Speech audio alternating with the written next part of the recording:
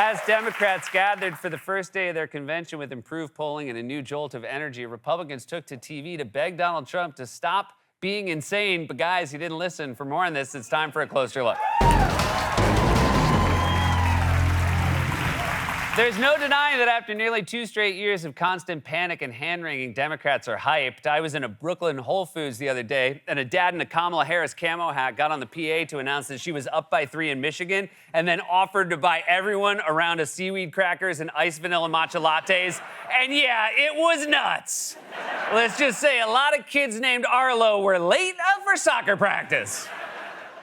Heading into the first night of their convention, Democrats were predicting a raucous night. Vibes do matter. We're seeing footage night after night of the vice president and her running mate having these raucous, joyful rallies. People are laughing. People are smiling. They're dancing to Beyonce before she takes the stage.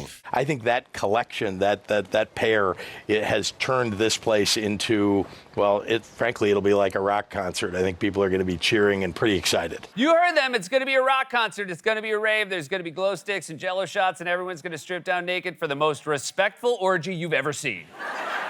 But Republicans seem to think all the good vibes and positive energy will actually work to Trump's advantage. Fox News host Laura Ingraham tweeted, "The rock concert Vibey DNC is in lieu of a convention where the main players are capable and confident enough to discuss the salient issues. They will entertain you, but you pay for it with lower living standards." She's right. Republicans were informative. At their convention, they engaged in sober, mindful discussions of policy and substance, like this. What up, America? If you're ready for President Trump to take the stage, I need everybody to stand up. Say fight, fight. Say fight, fight. What happened last week when they took a shot at my hero and they tried to kill the next president of the United States? Enough was enough. And I said, let Trumpomania run wild, brother. Now, the funniest part of that to me is that he ripped off his shirt to reveal another shirt. Hey, I get it. Everyone gets older. Hulk, you cool to rip your shirt off? You bet. I will be wearing a second shirt underneath it. You understand, brother. You understand the human body, brother. Still, it's a letdown. You're supposed to rip off your shirt to reveal your muscles. Don't make it PG for a conservative audience. This is like if Ozzy Osbourne showed up at an Easter egg hunt and bit the head off a chocolate bunny. All right, kids, all aboard the bunny train.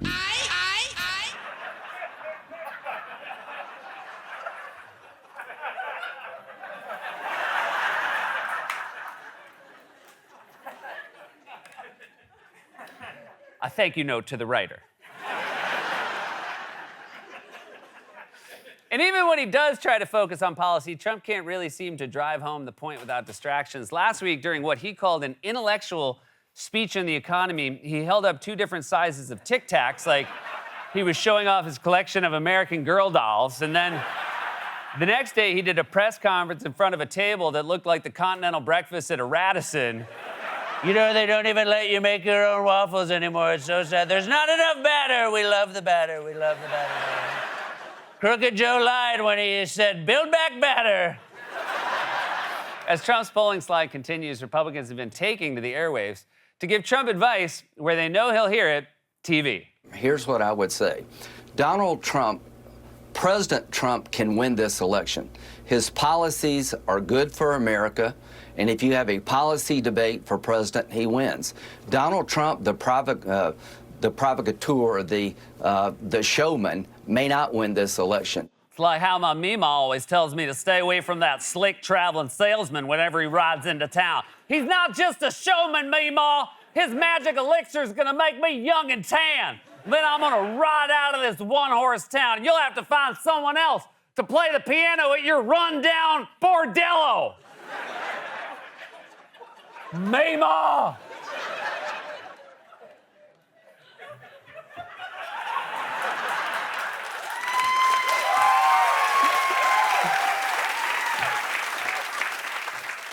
That was a thank you note to me.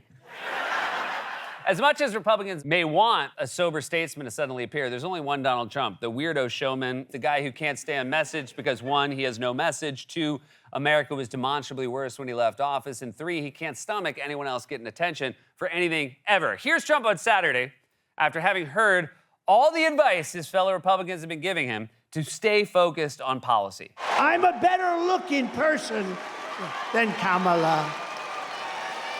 No, I couldn't believe it. She said, I had never heard that one. They said, no, her biggest advantage is that she's a beautiful woman. I'm going, huh. I never thought of that. I'm better looking than she is.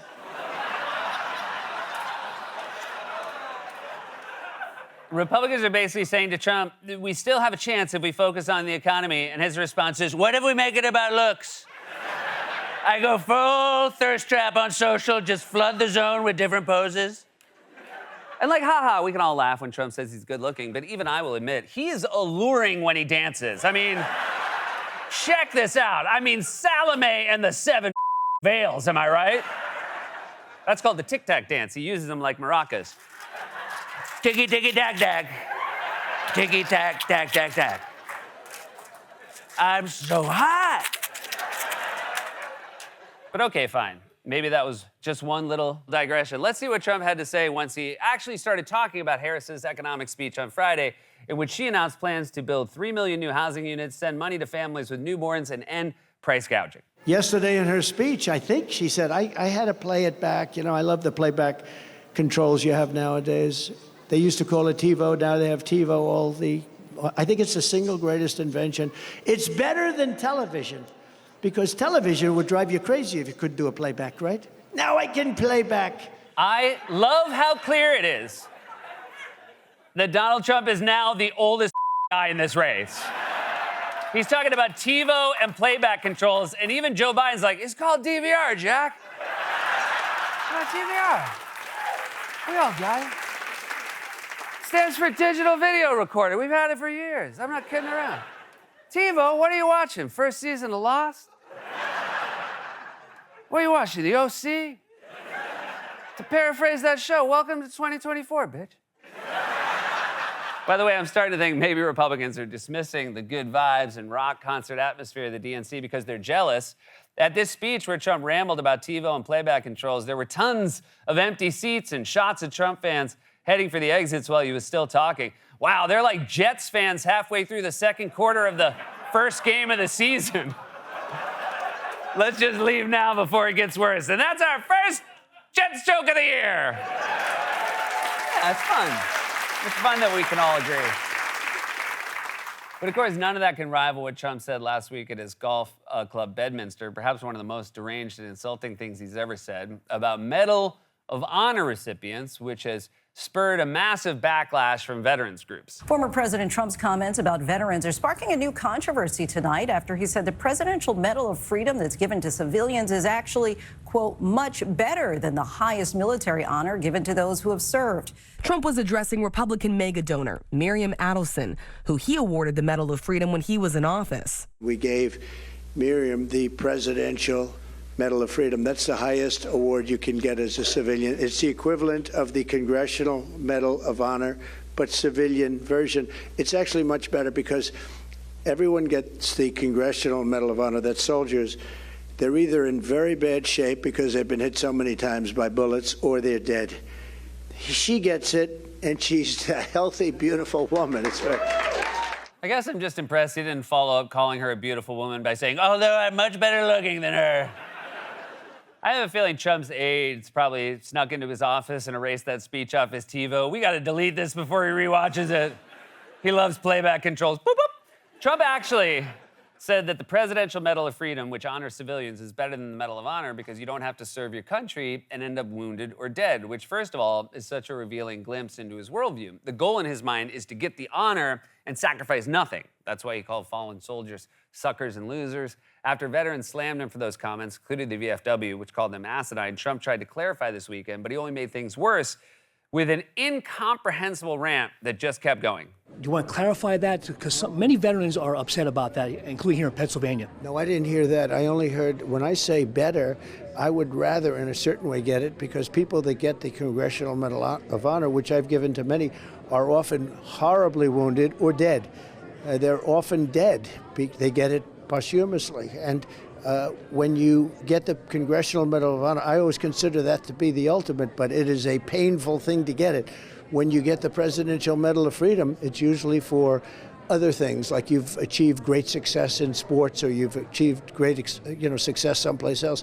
When you get the Medal of Honor, generally speaking, and I've met many of them and I've seen the families of many of them, this is an incredible honor, but it was a statement that it's much more painful to get because they're oftentimes in very bad shape. I've seen them come up and they've suffered greatly, whereas the Presidential Medal of Freedom, to my knowledge, I don't think anybody suffered other than they've worked hard and they've done great things. One's a military award, one's a civilian award, but sometimes very painful to get the other. Holy stop talking.